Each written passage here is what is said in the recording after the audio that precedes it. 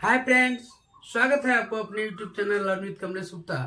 आइए आज प्यारा सा टॉपिक आपके बीच में लेकर के आया हूँ जो परीक्षा के विषय बहुत ही महत्वपूर्ण होता है। यहाँ से प्रत्येक परीक्षाओं में लगभग क्वेश्चन पूछे जाते हैं और मैं ये बताऊं कि वह जो टॉपिक पे मैं चर्चा करूंगा सिर्फ और सिर्फ आप इस वीडियो को पूरे अंत तक देख लीजिएगा।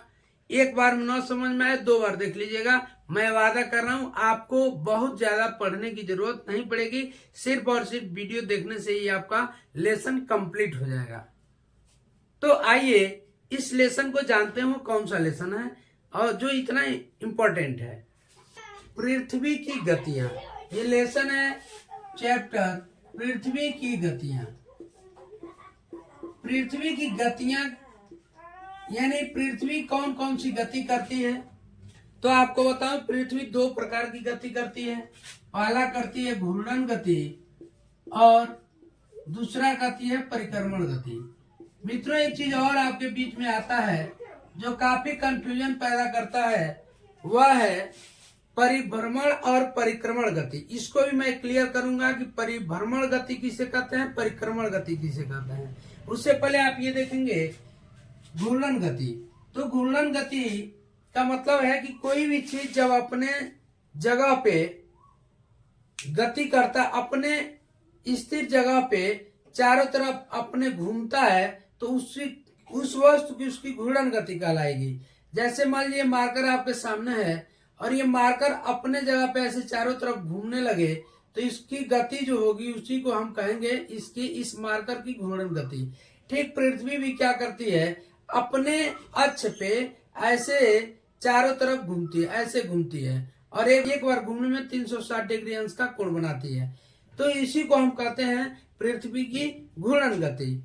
और पृथ्वी की घूर्णन गति की बात करें तो यह 24 घंटे में पृथ्वी अपना घूर्णन गति पूरा कर लेती है। यानी 24 घंटे में क्या करती है, यह अपने अक्ष पे एक चक्कर लगा लेती है।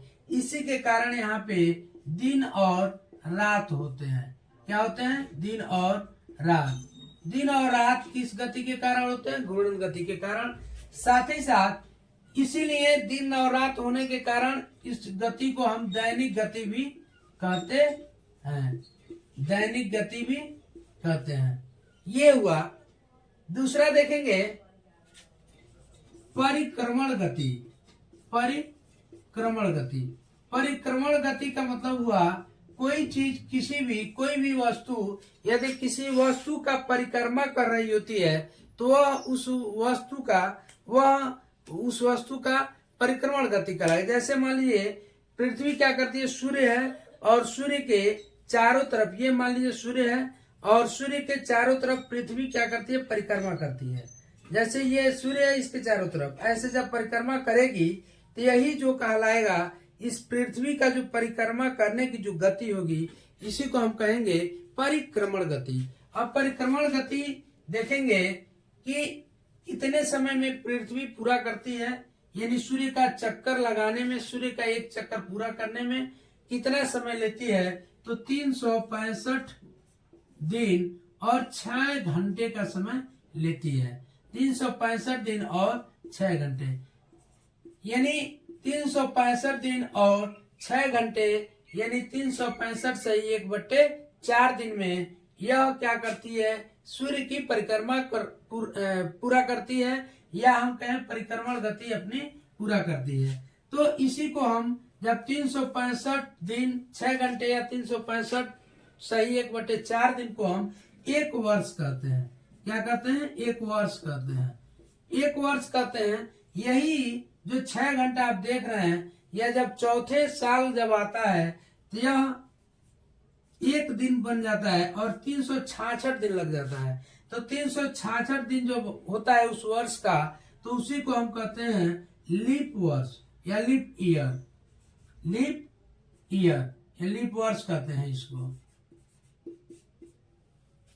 अब देखेंगे 366 दिन को लीप वर्ष हम कहते हैं। कब, जब पृथ्वी सूर्य का चक्कर 366 दिनों में लगाती है। अब बात करेंगे हम कुछ महत्वपूर्ण तिथियों के विषय में। महत्वपूर्ण तिथियां कौन कौन सी हैं जो परीक्षा में आपसे पूछा जाता है। महत्वपूर्ण तिथियां, इसकी गति करने का जो कुछ महत्वपूर्ण तिथियां हैं जो हमें याद रखना चाहिए, हम सबको इसके विषय में जानकारी रहनी चाहिए। जैसा कि ये आप देख रहे हैं फिगर, ये है सूर्य और इसके वृत्ताकार कक्ष में ये पृथ्वी का विभिन्न आकृति बनाया गया है आपके समझाने के लिए। जैसा आप देख रहे हैं ये पृथ्वी है, पृथ्वी अपने अक्ष पे देखिए ये झुकी हुई है। क्या की है? झुकी हुई है। कितने डिग्री? 23.5 डिग्री। 23.5 डिग्री पृथ्वी अपने अक्ष पे झुकी हुई है। साथ ही साथ मित्रों ये परिक्रमा कैसे करती है, इसकी दिशा भी कई बार परीक्षाओं में पूछ लिए जाते हैं। तो देखिए परीक्षाओं में जब दिशा पूछे तो आपको पता होना चाहिए कि पृथ्वी अपने अक्ष पे पश्चिम से पूर्व की तरफ घूम रही होती है, यानी घूर्णन गति किस दिशा में करती है? पश्चिम से पूर्व की तरफ। और जब बात करें परिक्रमण गति की तो एंटी क्लॉकवाइज गति करती है ऐसे। ठीक। अब महत्वपूर्ण तिथियों की बात करें तो महत्वपूर्ण तिथियों में आप देखते हैं 21 जून। आप देखते हैं कि 21 जून को क्या होता है। 21 जून इसलिए इंपॉर्टेंट है क्योंकि यह विश्व योगा दिवस भी इसी दिन मनाया जाता है। और एक घटना को, एक डेट को दूसरे डेट से हम रिलेट कर देते हैं तो वह चीजें लंबे समय तक हमको याद रहता है, भूलता नहीं है। अब देखेंगे 21 जून के समय में क्या होता है कि सूर्य की लंबवत किरणें उत्तरी गोलार्ध में कर्क रेखा जो उत्तरी गोलार्ध में कितने डिग्री पे? 23.5 डिग्री पे सूर्य की किरणें सीधे कर्क रेखा पे लंबवत पड़ती हैं। कर्क रेखा पे लंबवत जब इसकी किरणें पड़ती हैं तो इस दिन 21 जून को उत्तरी गोलार्ध में सबसे बड़ा दिन होता है और सबसे छोटी रातें होती हैं। कई बार परीक्षा में यही पूछ देता है कि उत्तरी गोलार्ध में सबसे बड़ा दिन कब होता है, तो 21 जून को। यानी 21 जून को उत्तर अयनांत देख रहे हैं, ये उत्तरायण सूर्य का, जब सूर्य उत्तरी गोलार्ध में हो तो उसी को हम उत्तरायण या उत्तर अयनांत कहते हैं। और इसी दिन क्या होता है 21 जून को ग्रीष्म ऋतु होता है उत्तरी गोलार्ध में और दक्षिणी गोलार्ध में शीत ऋतु होता है। यहाँ से फिर जब पृथ्वी इधर आती है तो 3 महीने का समय लेती है और 3 महीने का मतलब 23 सितंबर को फिर यह जब यहाँ पहुंचती है तो ठीक सूर्य के सामने वाला जो भाग होता है वह होता है विषुवत रेखा। यानी विषुवत रेखा पे 23 सितंबर को सूर्य की किरणें क्या होती हैं? लंबवत पड़ती हैं, जिसके कारण पृथ्वी पे दिन और रात बराबर होते हैं और इस स्थिति को हम विषुव कहते हैं। क्या कहते हैं? विषुव कहते हैं। विषुव की स्थिति 2 बार बनती है, एक बार बनेगी 23 सितंबर को, दूसरा बनेगी 21 मार्च को। तो 23 सितंबर को क्या होता है, उत्तरी गोलार्ध में शरद ऋतु रहता है और दक्षिणी गोलार्ध में बसंत ऋतु होता है। फिर 3 महीने के बाद यहाँ से सूर्य पृथ्वी पहुंचेगी यहाँ पे, और जब यहाँ पहुंचेगी तो ये देखिए सितंबर के बाद अक्टूबर, नवंबर, दिसंबर यानी 22 दिसंबर के दिन पृथ्वी का जो मकर रेखा है, यानी दक्षिणी गोलार्ध का मकर रेखा, वह सूर्य के लंबवत किरणें सीधे जो है कहाँ पड़ेंगी? मकर रेखा पे। तो इस दिन क्या होता है कि 22 दिसंबर को दक्षिणी गोलार्ध में सबसे बड़ा दिन होता है और सबसे छोटी रातें होती हैं। जबकि हम देखें कि इसी दिन क्या होता है, उत्तरी गोलार्ध में शीत ऋतु हो जाता है और दक्षिणी गोलार्ध में ग्रीष्म ऋतु हो जाता है। फिर जब ऐसे यहाँ से बढ़ती पृथ्वी 3 महीने के बाद यहाँ 21 मार्च का समय आता है तो पुनः यह सूर्य की लंबवत किरणें विषुवत रेखा पे पड़ने लगती हैं। जब विषुवत रेखा पे इसकी लंबवत किरणें पड़ती हैं तो फिर दिन और रात क्या होते हैं? बराबर होते हैं। बसंत ऋतु होता है आपका उत्तरी गोलार्ध में और दक्षिणी गोलार्ध में होता है शरद ऋतु। इसके बाद फिर यहाँ से आएगी पृथ्वी, तो 3 महीने का समय आएगा, फिर जून वाली स्थिति। फिर यही परिक्रमा मतलब यही पूरे वर्ष भर चलते, 1 वर्ष में ये कंप्लीट। यानी यहाँ आई पृथ्वी तो फिर यहाँ आने में इसको फिर इसके सामने वाला हिस्सा फिर 21 जून यानी फिर 1 साल लग जाएगा। इसी को हम वर्ष कहेंगे या वार्षिक गति। इसको देखिए परिक्रमण गति को एक और नाम दिया जाता है वार्षिक गति। वार्षिक गति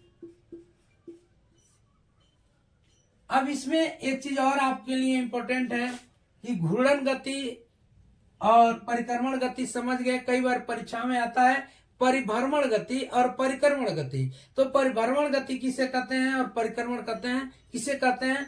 तो देखिए, जब पृथ्वी अपने अक्ष पे घूमते हुए सूर्य का परिक्रमा करती है तो उसी को हम परिभ्रमण कहेंगे, जबकि सूर्य केवल जब उसका परिक्रमा कर रही होती है तो उसको हम परिक्रमण गति कहते हैं। बस, यानी हम परिभ्रमण गति घूर्णन गति को ही कह सकते हैं।